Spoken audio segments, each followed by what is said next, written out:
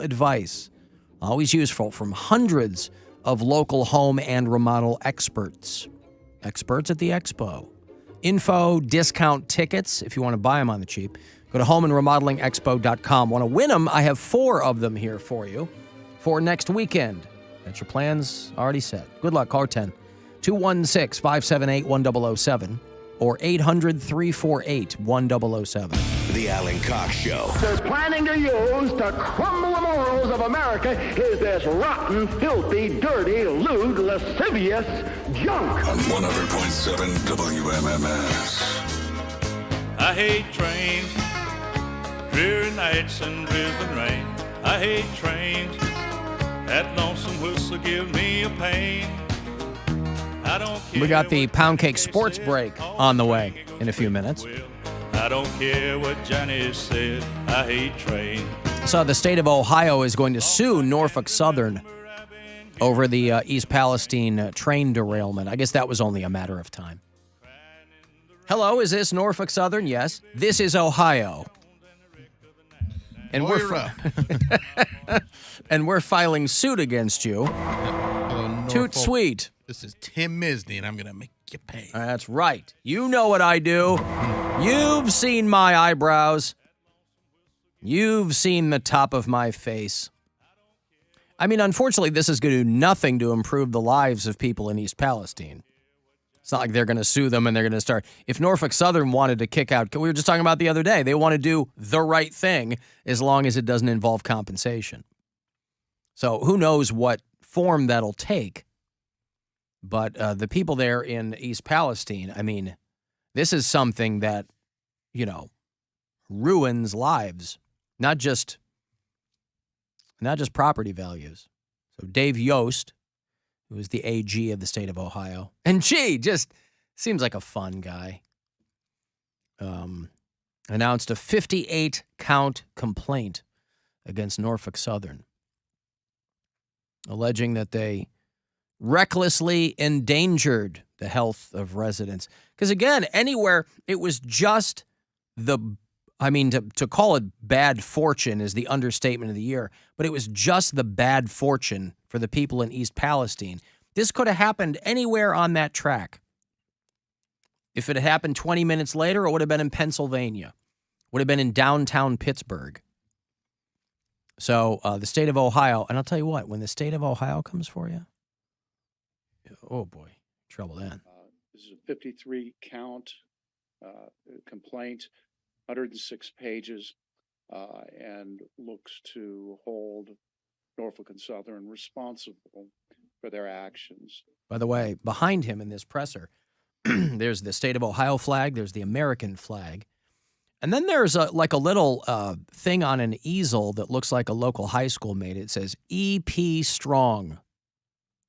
And it's got a heart where the hole in the P would be. EP Strong. I don't know what that stands for. But, listen, they're out there, and they're trying to find some semblance of order in their lives in East Palestine. Even though it's not on the front page anymore, those people are looking at a world of trouble.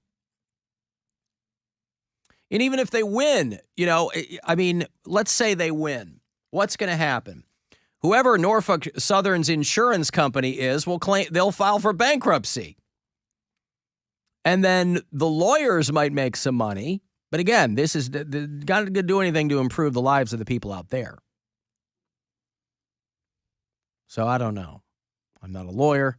I don't know how these things work.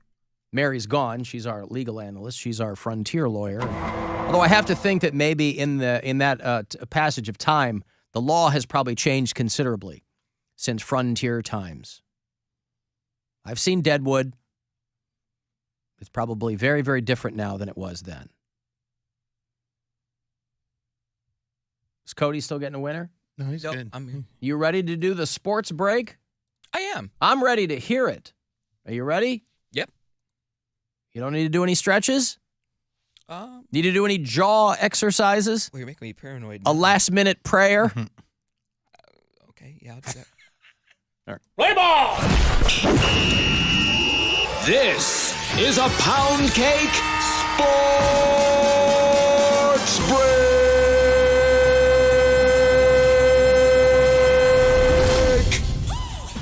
In the headlines today, there's just no shame anymore, and why would there be? When you could get an endorsement out of it, Major League Baseball player Enrique Hernandez revealed in an Instagram Live back in 2020 that during a game, he mistook a fart and accidentally crapped himself. I'm talking like during the game. Enrique explained that at the time he was suffering from a tooth infection, and while taking antibiotics, one of the side effects was diarrhea. So when he got excited, he thought he had to fart. I'm sure you can guess the rest. Well, turns out that Dude Wipes reached out to him and offered him a lifetime supply. Enrique posted the pic on Twitter, smiling from ear to ear, and I would be too. Way to make the best of a crappy situation.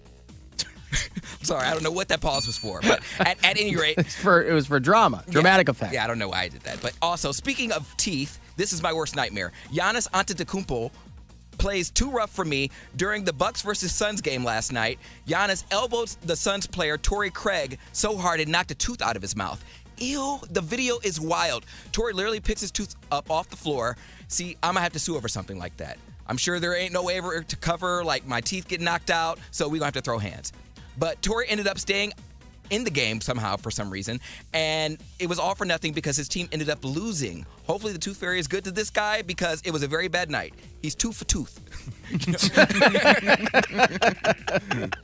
And so, lastly, Mark Wahlberg, your funky bunch must be tingling. He caught it. He got those good vibrations from Cleveland Browns quarterback Baker Mayfield, saying that he will be Tom Brady's replacement. Well, as of today, Mark and his funky bunch were right.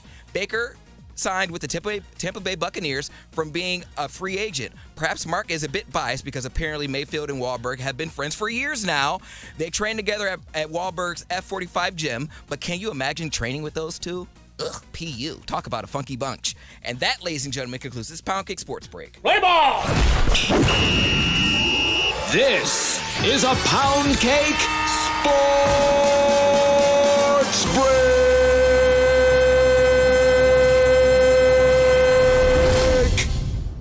Just for the uninitiated, Poundcake thought that the funky bunch back in the day referred to Mark Wahlberg's balls.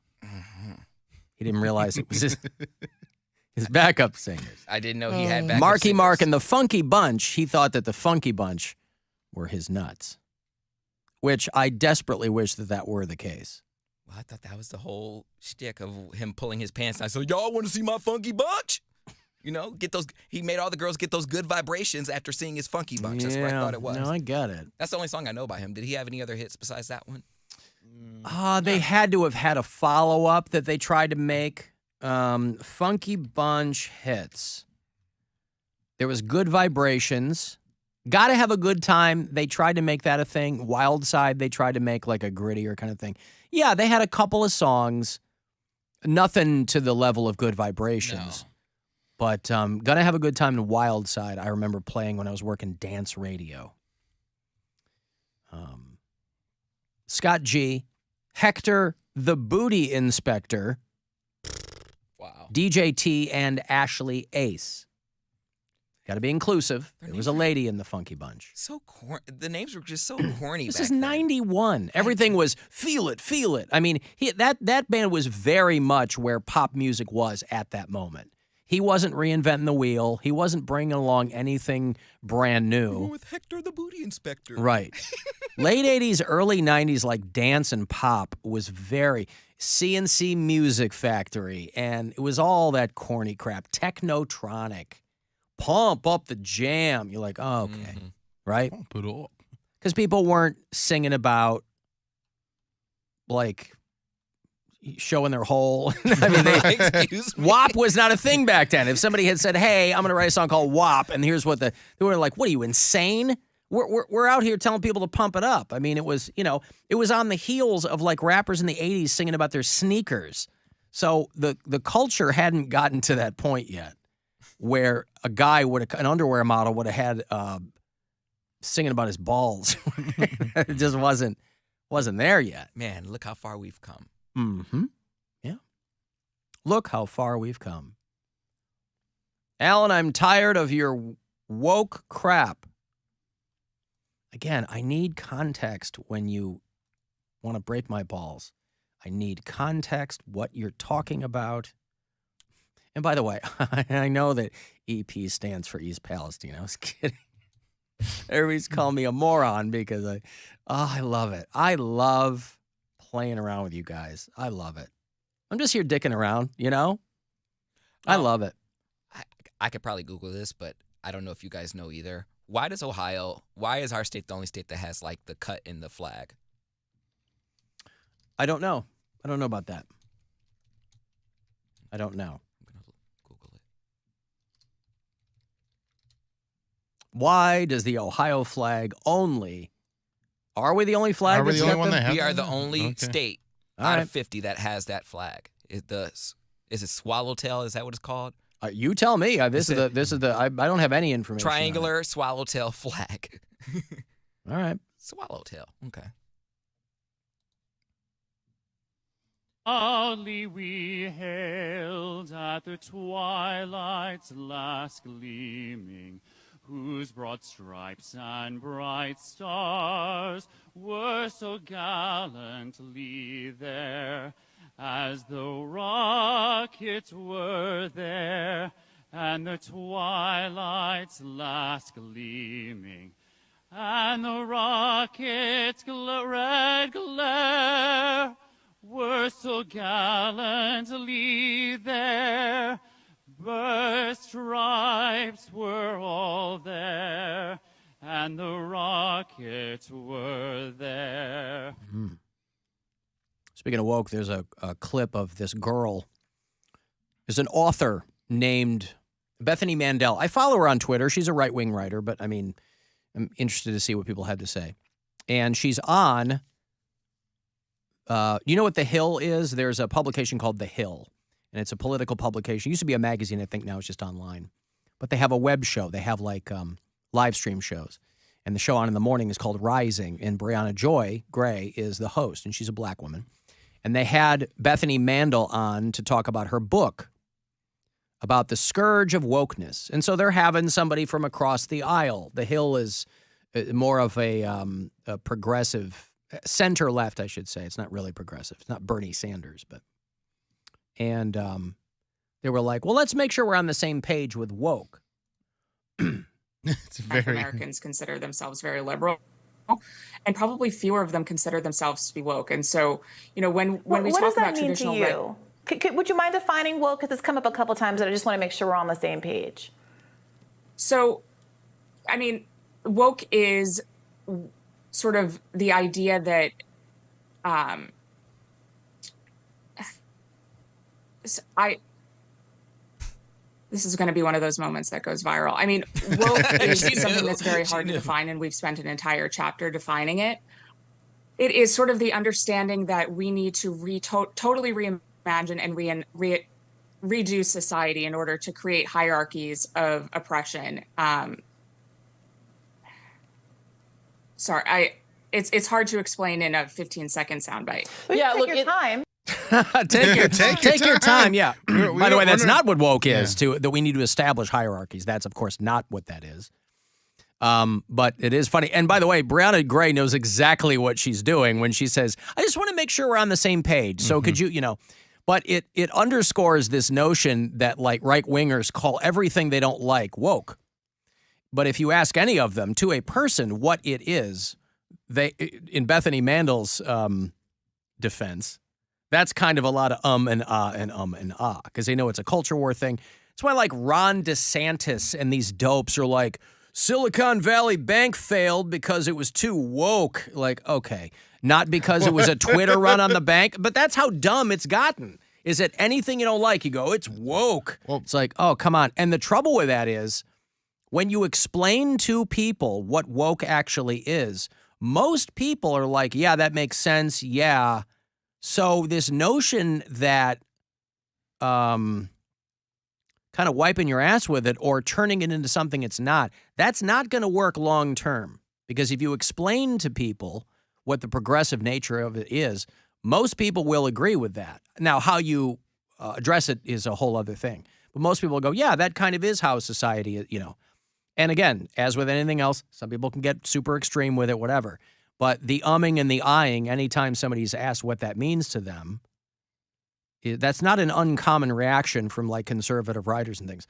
You would think that she would have done her homework Because if you're going to hang your hat on that word, boy.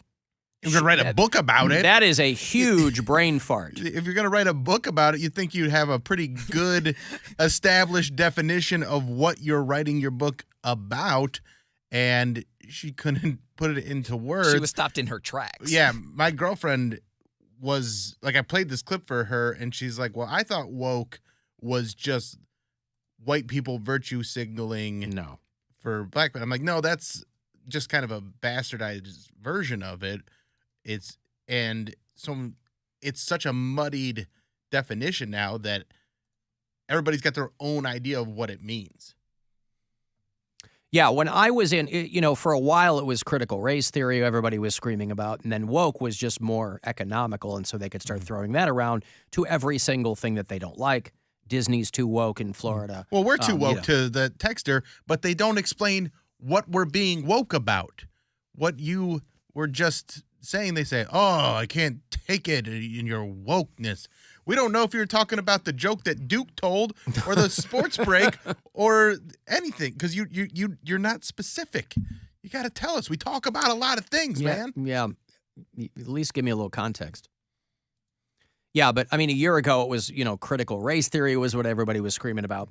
And a conservative advisor or lobbyist, I forget the guy's name, but he very publicly said, hey, if we start talking about critical race theory and making it a really bad thing, just work that into the vernacular and people will lose their minds. Like, it wasn't accidental. He knew what he was doing. When I was in college and taking some law classes, we had to study critical race theory, which is simply that there are institutional structures set up in history and in our society to exclude certain groups of people, redlining, things like that, right?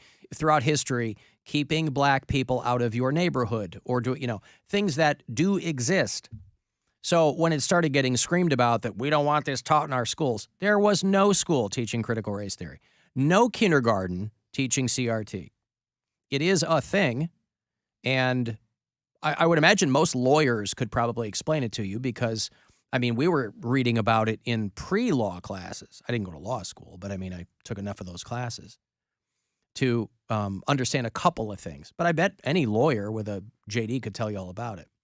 But yeah, once somebody goes, hey, let's inject this into the bloodstream and then warp it so people don't even take a minute to learn about it. And then after a while, we'll just beat the hell out of it. And everybody will, listen, if you're a political advisor, a lobbyist or something, that is your job to do that. But it's also kind of knowingly engaging in a lot of misinformation or misdirection with those things. I think of it as just trying to be aware of, listen, you just try to be an empathetic person to people who aren't like you. That's how I think of it. Yeah. And for some people, they don't like that. It's some people are like, I ain't no pussy. That's all, And again, okay, that's fine. It's kind of the golden rule. But trying not to make life difficult for other people. I thought Poundcake would like to know that our Ohio flag is circumcised. I guess that's one way to put it. Only one. Yeah. It's only strange. He didn't like anything cut. Not his flags, not nothing. Okay, I'm going to break here. If you want to send a text, get me a 35192, AlanCoxShow.com. If you want to watch the live stream, that's where it is. And anywhere on the iHeartRadio app. 2 hours to midnight. The new metal show here on WMMS. Cleveland's metal show is back. Saturday nights from